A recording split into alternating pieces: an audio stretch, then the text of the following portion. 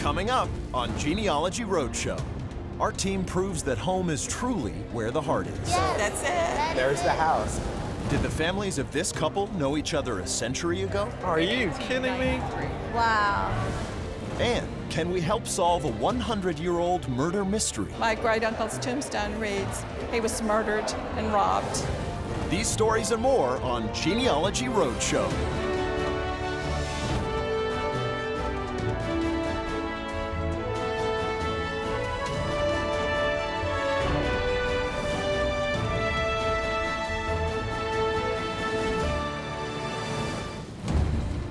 We're crisscrossing the country, helping everyday Americans unlock family secrets and discover the truths of their past.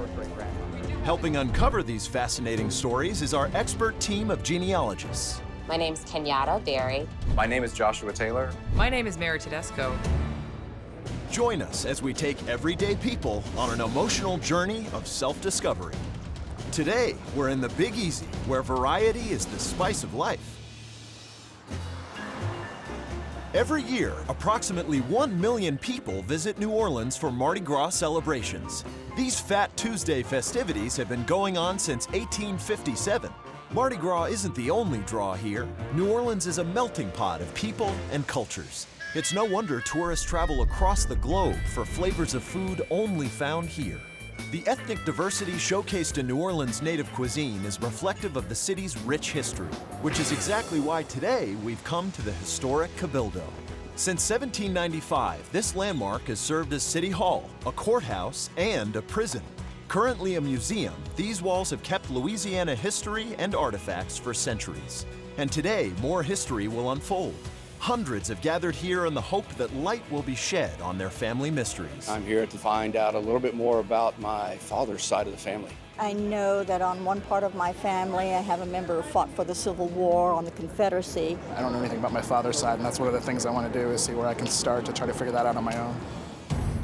Can this house be the key to unlocking our first guest's secrets? I'm Lila Luster Stipe, and I have my daughter Kayla with me. It looks like my dad. My grandmother lives in the 7th Ward here in New Orleans. It is a house that's been in the family for years. There was over 29 people in the house at one time. A lot of families have grown up in the house, sort of raised in that house. My grandmother just recently passed, so the two of us are trying to dig in our past and trying to find more of our ancestors. Leela, welcome to Genealogy Roadshow. I know you asked us a very specific question about the family home. Because so much of our family lives evolved in my grandmother's house, we wanted to know more history about the house and, you know, did she build it and who else was involved and what. Yes, That's it. There's the house. Yes. What is your first memory of the house? When I look at it, the first thing I just think of spending time with my grandmother. My great-great-grandmother, Mama Jean, would stand in the doorway there on the right side, and my uncles, who were Mardi Gras chiefs, would pass by so that she could see them every Mardi Gras. So it's so many memories. So many memories in that house. We talk a lot about documents in family history, but sometimes it's those physical assets like the house that is our link back to the past. Exactly. So the question is, how long has your family resided at that address? You provided the name of your third great-grandmother, Adele. Mm-hmm. Did you know her husband's name? No, we haven't been able to find a name to connect with her. Well, looking through the documents, we know the name of your third great-grandfather. Wow. He was John Baptiste Eugene. We actually looked at the 1867 city directory. Now, city directories are great because they're a year-by-year accounting giving an address, sometimes an occupation. So here we see your third great-grandfather, Baptiste Eugene, listed in the 1867 city directory. He's living on 176 Villeray Street, and he was a drawman, which meant that he drove flatbed wagons to transport goods back and forth. Wow. The next document we took a look at was the 1870 census. Okay. Now, the census record at this point does not actually include the address they're living at, but it does confirm the family. Here we see Baptiste Eugene. I see it. There it is. Baptiste Eugene and Adele, your third great-grandmother, and a daughter, Marie. Another great resource are actually birth certificates, Right. because they often will include the residence of someone. This is the birth certificate for the daughter of Baptiste and Adele Eugene, Antonia Eugene. So this is all the way in 1885, and it provides the address, number 34, St. Anthony Street. They were close to what you know as the home, Right. but not there yet. We would love to look at the 1890 census. We can't, because it was actually destroyed. It was being stored in a building in the basement, and the building caught fire, and the water dripped down, and the documents were irreparable. However, there is one surviving schedule for 1890 that was particularly interesting: Union Civil War veterans. Wow. And it's in this schedule that we actually find your third great-grandfather, John Baptiste Eugene. It's amazing. We know from the record that he enlists on the Union side, and he was in the 73rd Regiment, Company A of the Colored Troops. Let's take a look at a bit of the history of the Colored Troops. On April 12, 1861, Confederate gun batteries opened fire on Fort Sumter, heralding the beginning of the Civil War. The uncompromising differences between the Southern slave states and the Northern free states had ripped the Union apart. By the summer of 1862, in need of fresh troops, Congress moved to allow the enlistment of African Americans in the Union Army. When Abraham Lincoln issued the Emancipation Proclamation on January 1, 1863, their acceptance became official. The new enlistees became known as the United States Colored Troops. Militias previously formed by free men of color in New Orleans were consolidated into the new regiments, and they prepared for battle. One of the first engagements of an African-American regiment involved the 1st and 3rd Louisiana Native Guards attacking Port Hudson, a key Confederate fortification north of Baton Rouge, guarding the Mississippi River. They were sent on a near-suicidal charge against the heavily defended fort and performed valiantly despite heavy casualties. Their fearless advance helped dispel the notion that black troops would not perform under fire. By the end of the Civil War, African-American soldiers accounted for 10% of the entire Union Army. Louisiana supplied almost 25,000 troops, more than any other state. The formation and recognition of the United States Colored Troops was an important early step in the fight for African-American civil rights. Wow, that is remarkable to find that out. You know, to know that your family was involved in the Civil War. Very involved in the Civil War. Very much so. Now, we know from death records and other documents that, very sadly, your third great-grandfather died the very next year after that 1890 schedule. He left behind his wife Adele, your Right. third great-grandmother, Right. and 6 children. Right. She applies for a widow's pension. The nice thing about pension records are they actually leave incredible first-hand accounts. Okay. You know, if our ancestors were to write a blog, wouldn't we love to read the words? Yes, we would. They're there. Well, they were sitting across the table while someone was literally writing word for word of what they were saying. When she applied for the pension. Yes. I would love to hear her words, or to read her words rather, Yeah. and know what she was thinking and doing at that time. Now, the pension files have survived. There's millions of pages. They're in one place. Where is that? They're in Washington, D.C. at the National Archives. We were able to uncover the words of your third great-grandmother. Oh, you're kidding me. Oh my God. Now, before we start to dive in, these documents are going to be a bridge between the life of your ancestors before the Civil War, when life was very, very different, and after the Civil War. This is Adele Eugene. Adele Eugene. You can see her here. She's applying for the pension, and she's actually given $8 a month and $2 per child. There's one document in particular in the pension file that really stands out to me. I stopped, I read it again. I'm gonna have you read into the 3rd page here. These are the words of your third great-grandmother. Okay, she says, my maiden name was Adele Dorniak. My father's name was Doraville. He was a white man. Oh Oh my God. My mother was born in Virginia, Richmond, Virginia, and she was bought by Mr. McDonald. When Mr. McDonald died, he gave all of his slaves their freedom. My mother told me that she was free before she had any children. I never was a slave and never had a master or mistress. She was never a slave. She was never a slave. But her mother was. Her mother was. Her mother was. My gosh. That's what you wanted to know. Adele's dad is white. I think my grandmother, Madeline, said that she came from Virginia. I remember her saying that. This is powerful. Does it change the way you sort of think of your past? I wouldn't have never dreamed this. For African Americans, you know, either we have some slaves in our lives somewhere in the past, and some say we don't. I mean, it's right here in front of me. This is what she had to give to prove she was the wife of Jean-Baptiste in order to receive his pension from the military. Yeah. And she did get it. She got it. The question is, what did she do with it when she had it?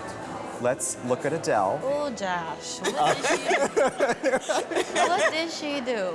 Here she is in 1890. So she gets the pension. I know what she did with it. She bought the house. Exactly what she did. Here she is in 1900. Wow. Living very clearly at 1315. 1315, Wait, when and do it's you a see double. it? So 1313 and 1315 is on, it's the same house. And look at the family. You know, you said at one time there was 29 people living in the 29 house. people living in a house at one time. Look at people. I mean, that I think is a family tradition. A single mother of 6 bought that house. Yes. Had it not been for your third great-grandfather Right. serving in the military. in the Civil War, which made her eligible for the widow's For the pension.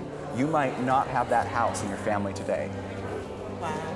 The very conflict that affirmed the emancipation, the slavery, also changed the destiny of your For my family. Thank you so much Thank You are welcome. It's amazing. It makes me know that I have the strong blood in my family. We went from not just finding out who Adele really was, but finding out what she was. And what she did to get that house. We're strong black women. We come from a strong black woman who did what she had to do. I just remember that and remember where I come from, and I know I can do whatever I want because Adele did whatever she wanted. An ancestor's unexplained disappearance has troubled this family for years, and today they're determined to find the truth once and for all.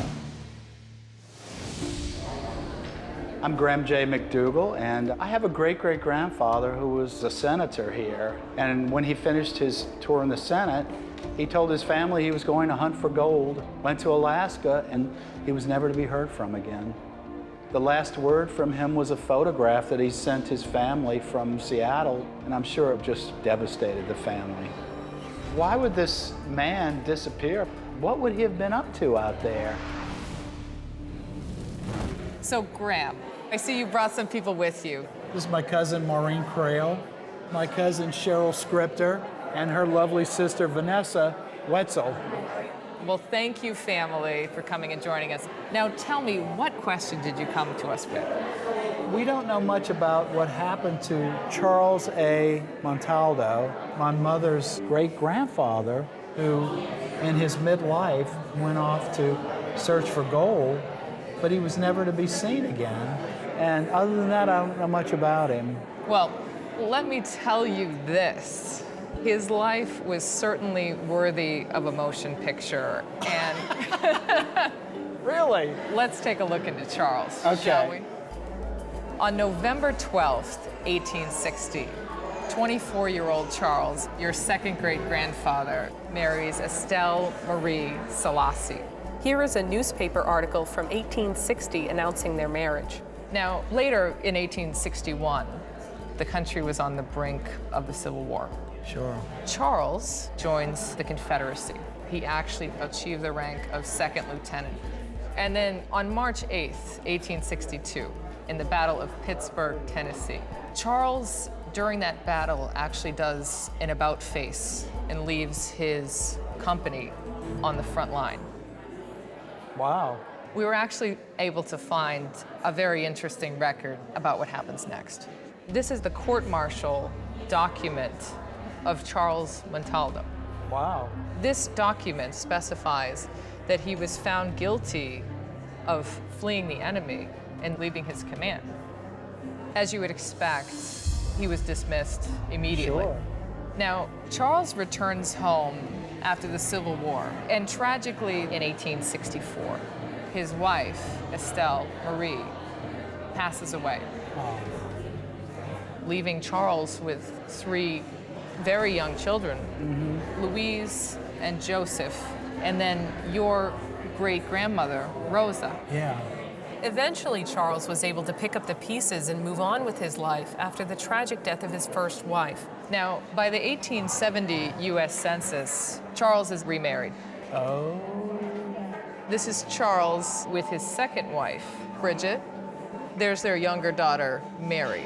And there were a total of 5, so he would go on to have 1 more child. With his second wife, Bridget. We can also tell by looking at the 1870 census, Charles is working as a policeman for New Orleans, but that doesn't mean he stays out of trouble. During this time period, we found other articles that he was actually charged with false imprisonment and battery of a police officer. But was later acquitted. Now, we know that a few years later, Charles decides to run for public office.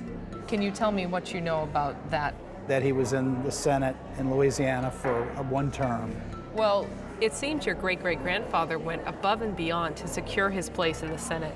We were able to locate a newspaper article where Charles is actually accused with another gentleman of vote rigging. Of what? Vote rigging. Oh. After his senator term ended, his political term ended. He also runs the Gaiety Theater right here in New Orleans. Yes. And then you will not believe what happens in 1878, but he was actually shot. Charles. So. Shot. We do have a newspaper article that I want to take a look at. The shooting of Charles Montaldo, right here in New Orleans. Yeah. And the wound is not considered dangerous. Essentially, he refused to serve someone a drink at his establishment, the Gaiety Theater. Wild, Wild West, huh? So the 1860s, 1870s were a somewhat colorful time for Mr. Montaldo, your second great-grandfather. Let's take a look at the 1880 census. And Charles is right here in New Orleans. So this is really the last time that you know of Charles in New Orleans, right? About 1880, I would assume. That's exactly right. So you told me that you think you know where he might have gone. You said something about the Klondike? Well, that's what he told the family. Okay. Or Alaska, in search of gold. Right. Part of the gold rush. What we can tell you is we're certain that he was not in Alaska in the Klondike. Really? So about 5 months after the 1880 census that we just took a look at here in New Orleans, we find him in Sacramento, California, opening up an opera house. Here's a Sacramento newspaper article from 1880 that describes his opera. I mean, we knew from the records that he had a love for the theater, of course, and being a theater owner here in New Orleans, it's not that much of a leap. No, he was entrepreneurial. Exactly. Now, Charles continues his nomadic existence, and from a newspaper search, we were able to locate him next in Albuquerque, New Mexico. In 1882. Wow. He gets around, huh? He does. Why did we know this was him? Well, because he was actually charged with committing gambling in a theater that he was running. I think those years out west were totally unknown to anyone but him. Well, it seems like he completely abandoned his life in New Orleans and started a new one out west. Now, let's take a look at the 1910 U.S. Census. we find Charles and a woman named Ida Montaldo living as husband and wife in Reno, Nevada. And it says they've been married for 20 years. This is a second family. Well, he was married to Bridget. Right. In New Orleans. Right. With 5 children. Exactly. We don't have any documented evidence of a divorce from Bridget. No. They were Catholics, and I don't think that would have ever happened. Exactly. So although we can't say definitively that, we would presume that the marriages were likely concurrent. Now, the colorful life of Charles Montaldo comes to an end in 1910. We find this article in the Daily Picayune here in New Orleans. Soldier of fortune succumbs after long regarded dead. They thought he was gone already. Correct. Well, the title of the motion picture that I was thinking of earlier that I didn't want to mention was Catch Me If You Can. Yes. Now, I wanted to say thank you so much for coming on Genealogy Roadshow. It's Thank really you my so pleasure. much. It's been a lot of It was fun. nice We've to- enjoyed. It's really been an amazing experience to see this depth of historical analysis of one's family from over 100 years ago. So I'm really appreciating that opportunity. Questions and anticipation continue here in New Orleans at the Cabildo. This guest and her nephew would like to know about the origin of their last name, Ferrier. I just really want to know about different information so I can just tell my friends about my family. Many slaves actually would use a surname they were familiar with, and so it could have been their owner. Okay. Now, in the Washington County area, we find a John Ferrier who owned slaves in the 1860 census. So we think that that could have been the owner. And it's an exciting day for Leanna Miller, who finds out her true ethnic makeup. You are actually 55% European. But on the African side, we have some West African and then a little bit of East African. There's also here 8% Jewish. Next up, a Mardi Gras Indian queen has questions about her past that will unlock a shocking revelation about her ancestral roots. My name is Sharice Harrison Nelson, also known as Queen Reese. I'm a born and bred New Orleanian. I've lived in New Orleans all of my life, except for a few months after Katrina. We were displaced for a couple of months. I am the daughter of Hariste Harrison and Donald Harrison Sr., who was the big chief of the Guardians of the Flame. We participate in an African-American carnival masquerading tradition. My father always referred to the tradition as the flame, and that it was our responsibility to maintain the flame and pass it down. We don't call them costumes, we call them suits. The beads and the stones are a way for me to stitch my way back to my ancestral homeland. I'm a queen.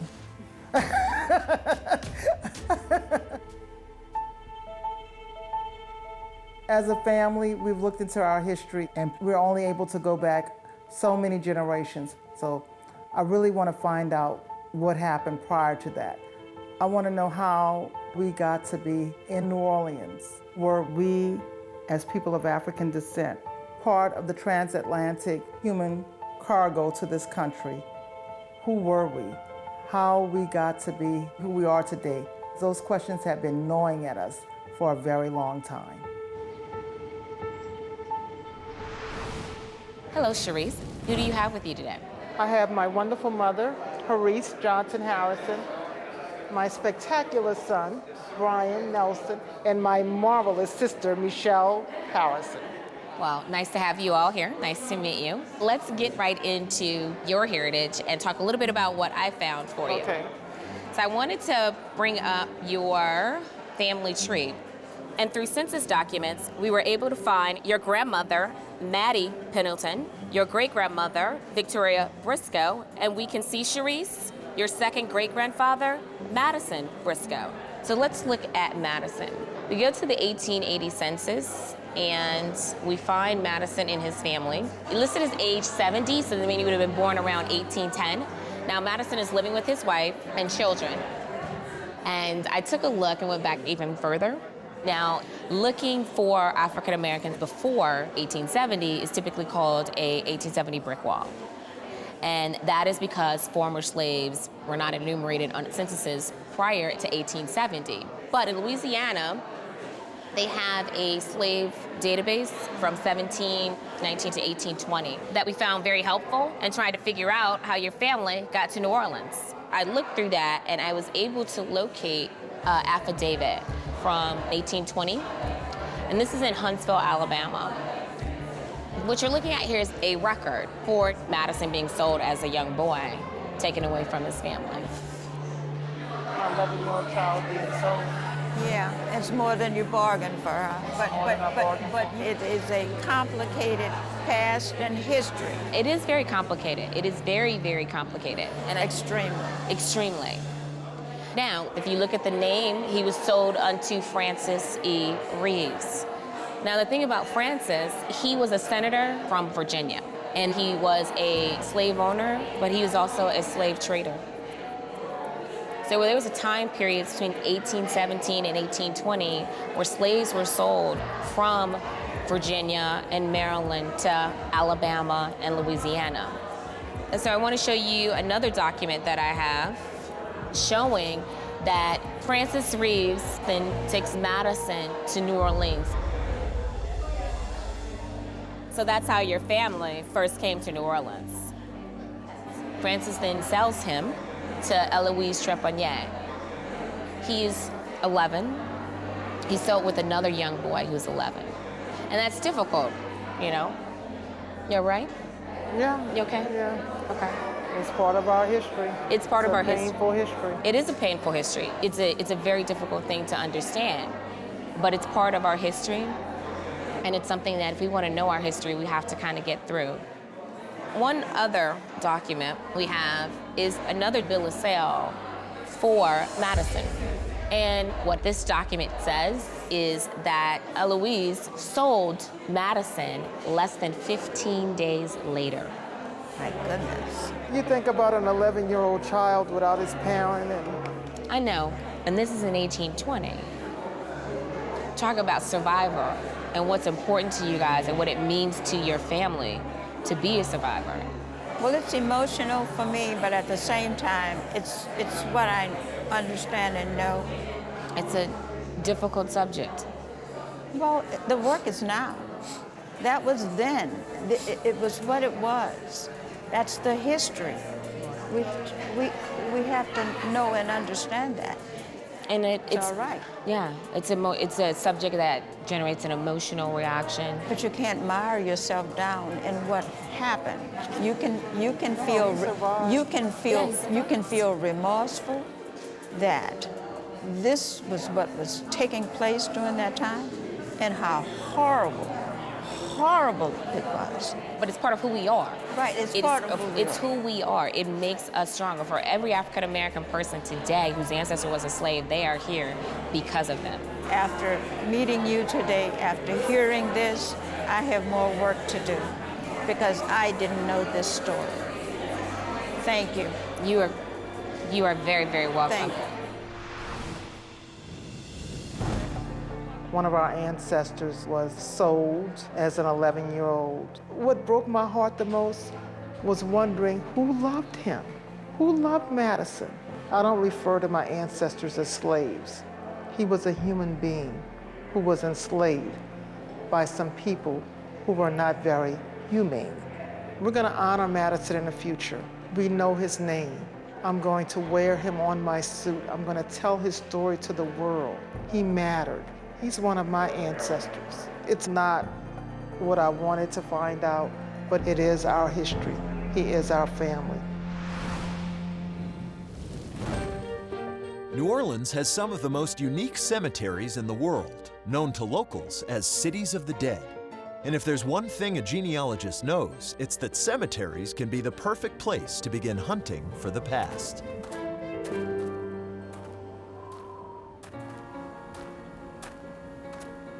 We're in a cemetery because that's point number one for a lot of genealogists to start investigating their family tree. The cemetery in New Orleans is very unique because the water table here is so high, they have to bury people above ground. When I visit a cemetery, I'm always looking at the gravestone. I look at it from all angles because sometimes you pick up details that might be on the back of a tombstone. And I'm also always looking on either side to see who they're buried next to. You know, who are the most important people in their life that ended up next to them in the cemetery.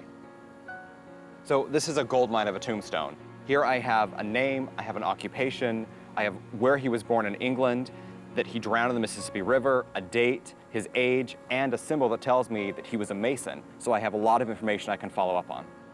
Some tombs become iconic in and of themselves. So this is the tomb of a voodoo queen. And the legend is that if you sort of knock on the tombstone 3 times and then mark it with chalk, 3 X's, and then turn around and leave an offering, that she'll grant your wish.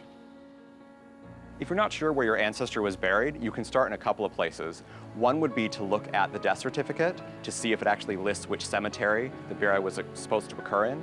Another place might be a local mortuary who actually handled the funeral. They would have a record of what cemetery that ancestor was buried in. A tombstone is the first clue to solving a mysterious murder. This next story has all the ingredients for the perfect whodunit. My name is Patricia Wynell Parrish. As a child, I would sit and listen to my grandfather and his brothers tell about the murder of their brother, Neil Sessions. On Christmas Eve in 1905, he had journeyed to a Christmas party. As he was coming home, his throat was slit and he was left to bleed to death. My grandfather and his brothers never found the people who murdered Uncle Neil. I would really like to know more about the circumstances of the murder. There are so many questions we have that have never been answered. Patricia, welcome to Genealogy Roadshow. Thank you. I'm so pleased to be here. I was told that you're interested in Neil Sessions, your great uncle who was murdered at the age of 25. Yes. I've known about this story since I was old enough to sit at the feet of my grandfather and his brothers and hear them repeat the story. My great uncle's tombstone reads, he was murdered and robbed. You know, we actually have a photograph of that tombstone. And if I were walking through a cemetery and I saw this, I would stop and do a double take. I have searched diligently, and I'd like to know more about the people who murdered him. Let's dive into our cold case and let's see if we can find more about this murder. Newspapers are the #1 source for things like this because anything sensational that happens in an area, we absolutely want to head to the newspapers. Right. So this is a newspaper published in Scott County, Mississippi on January 3rd, 1906. It tells us that the body was found by a Mr. James Sullivan. Now, looking at a newspaper on January 17th, 1906, at this point, they have a suspect. Oh my goodness. This man named Henry Ranwalk was attending a Christmas Eve wedding. Your great uncle Neil Sessions was also there. They're seen together at the wedding and after. At about 8 p.m., people actually claim that they heard a notice of distress. This man named Henry Ranwalk came home, and he's described in the article as being dirty, muddy, and intoxicated. They actually believe he's the suspect because he's fled the scene. Oh my goodness. According to the newspapers, his younger brother helps him escape. And when we look at a map of the railroad system in the area, we can see here where they believe Ranwalk hopped the train. The article said that they think that he boards an Alabama and Vicksburg train near either Rankin or Brandon, which is the next town from Forest. Now, where did he go? No one knows for sure, but let's recap what we do know. We now have a suspect, Henry Ranwalk. We know he has a younger brother, and we know that they were all at a wedding on Christmas Eve, 1905. Now, all we can do as genealogists is go back and recreate the neighborhood and sort of the individuals that were there. And luckily for us, we have the US Census. Yes. And when the census is enumerated, he will go through the neighborhood and he'll talk to people sort of as they're living house by house by house. Here we have the 1900 census, so this is 5 years or so before the murder. This is the only Walk family located in the area where the murder occurred. Now, just a few pages before this is your great uncle's family. So they lived in the same proximity. Yes. This is a Rod Walk, his wife Maud, and a son Willie. Now, some of the census years, the mother is asked how many children she has and then how many children are living. Maud has said that she is the mother of 4 children, 2 of whom are living. Now, there's only 1 son in the household. So where is Rand? That's a very, very good question. Looking at a county that's a bit south in that same 1900 census, 5 years or so before the murder, we come across an entry for an R.H. Walk. Rand would be about 18 years old in 1900. We know his age from the newspapers. Right. So this is a perfect candidate for the murder suspect. He's living in the house of a Y. Westerfield. He's a boarder. Yes. So the next step is to find out who Westerfield is. When you're doing genealogy, it's always important to look at friends, associations, and other neighbors that you have. And so what we did is we said, let's trace the Walk family tree and see if we can figure out any more details on this. There's Henry Rand Walk. So she was a Westerfield. Maud was a Westerfield. And that's the house that Rand Walk's living. So we know that the suspect's mother, Maud, was a Westerfield. Now, looking at the Westerfield family tree, we learn that Maud had a brother, Yancey, who we believe is that Y. Westerfield in the 1900 census. So the murder suspect at this point is living in his uncle's house. Now, we know that they were at a wedding. I never thought to ask what wedding. We asked that question. Good. The newspaper published a list of licenses that were issued over the holiday period. So there's 12 weddings over the holiday. 6 of them occur on Christmas Eve, including the wedding of a Pearl Askins. Now, looking back at the census records, remember how important it was to know the friends and the neighbors that are there. This is that 1900 census where we saw the murder suspect. And look who's living just below the suspect, Rand Walk, Amita Askins. So it was probably a neighborhood wedding. Yes. Now, according to a lot of the newspapers, your great uncle, Neil Sessions, was flashing around $100, which they suspect could have been the motive. The murder occurs sometime before 8 p.m. Rand Walk comes home, he's very disheveled, and his younger brother helps him board a train, and he escapes. Do you remember James Sullivan? Yes. He discovered the body. Right. Looking at this census, there's James Sullivan. He's living right next to a Westerfield. Yes. So we now know the wedding they were at, the person who discovered the body, we have the victim, your great uncle, and we have the murder suspect, all in that same area.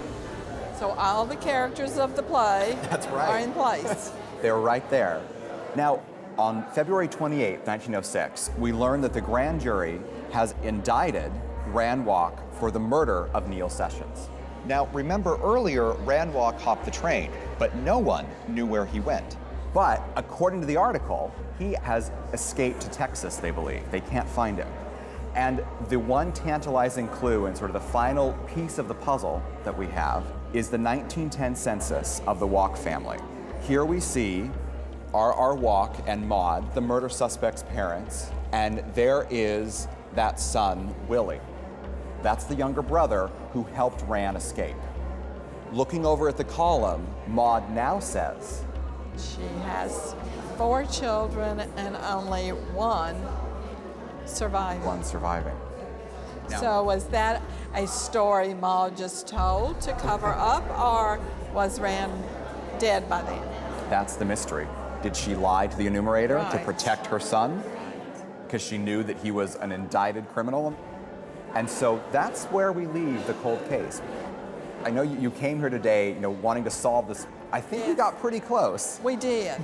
A lot of questions that my family had have been answered with these. I appreciate it. You're welcome. It was a wonderful experience, and I did learn some facts that I had not known before. Some things that maybe were suspected are now definite. That will help my family. We'll be able to pass this along to the younger ones, a more complete story than I had before. Did destiny bring this couple together? They're here to find out if they have an Italian connection from a century ago. My name is Katie Giardina. My name is Dominic Giardina, and we live in Pearl River, Louisiana. When Katie and I first met, we were just friends, to the point where we would try to fix one another up on dates. I think the turning point of when we actually fell in love was after Hurricane Katrina. I think a lot of people kind of reassessed what was important in their lives. And then 4.5 months later, we were married. We got to talking one day, discussing where our families were from. And one of us had said that we were from Ustica, and we're like, well, my family's from Ustica too. And we're thinking, well, that's kind of a weird coincidence that here's this little bitty tiny island off the coast of Sicily. I mean, it's only 5 or 6 miles long. It's not a very big island. Our questions mainly are, was there any connection family-wise? Did we live near each other? Did we interact in any way? Seems like we would have, being on such a small island, not at least knowing one another. Katie, Dominic, welcome to Genealogy Roadshow. We are so excited to be here. So we decided to look into your family a little bit. Now, I want you to take a look at this family tree. Okay. So Katie, I want you to tell me when you stop recognizing some of the names in this paternal line. Felice, that's the last one that I would know, is Felice and Rosalia. Okay, so let's take a look at your family in New Orleans. This is the 1910 United States Census. Now, it's important to know that the names on census records are often misspelled because many times they are written phonetically. So here's Felice Speziale with your great-grandmother, Rosa. These are your second great-grandparents, and these folks were from Ustica. If we scroll over on the census, we find that Felice is working as an oyster fisherman. Okay. Ah, cool. Now, let's take a look at Dominic Giardina.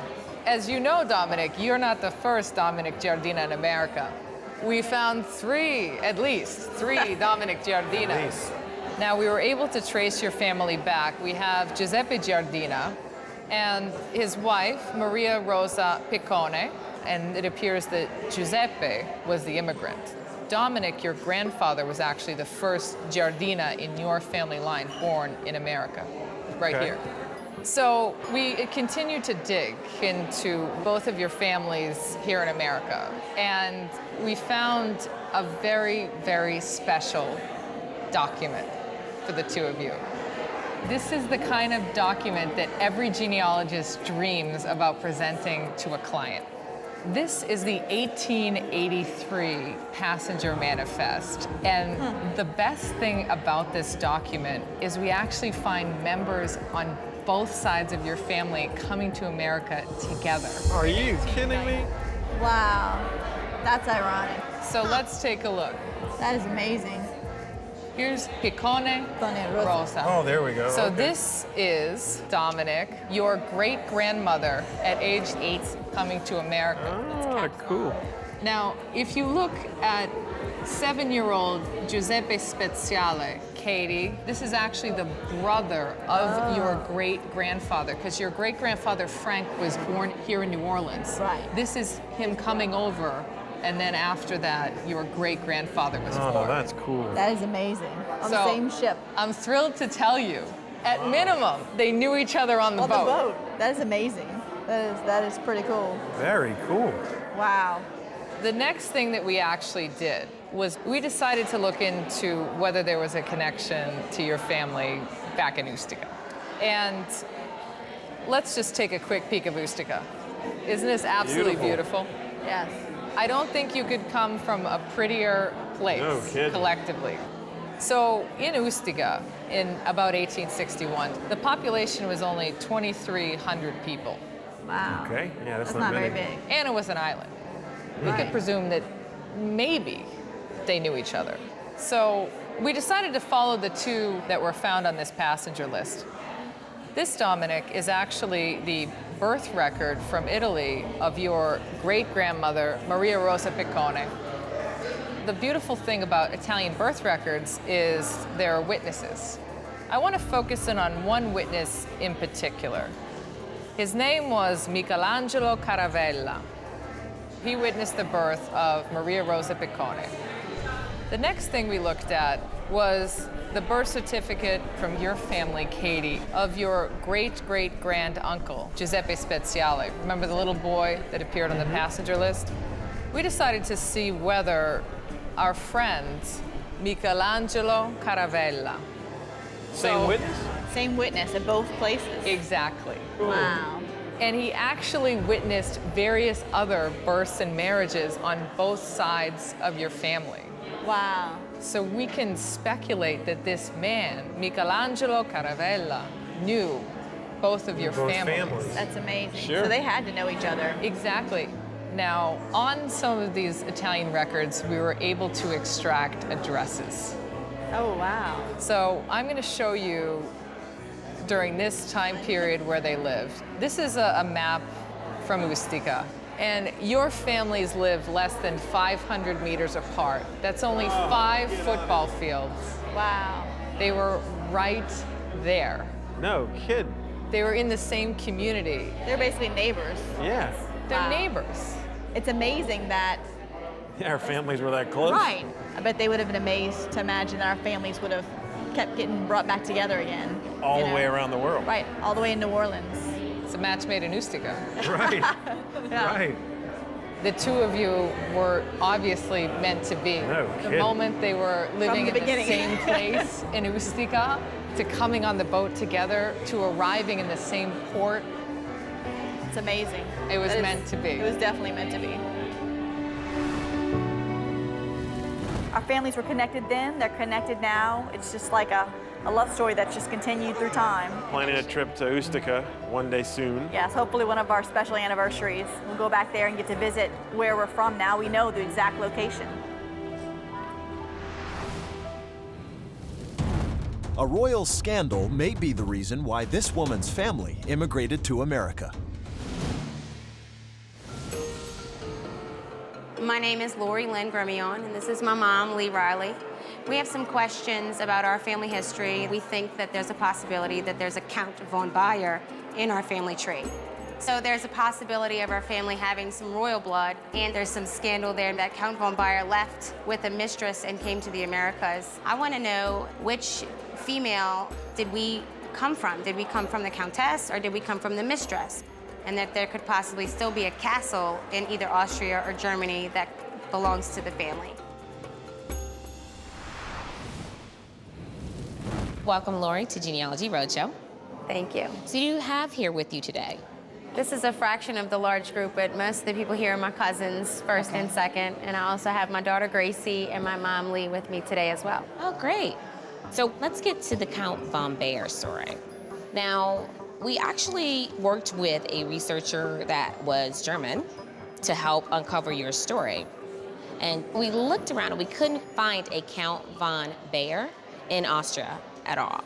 But what we did find was a Baer family that was titled, so nobility.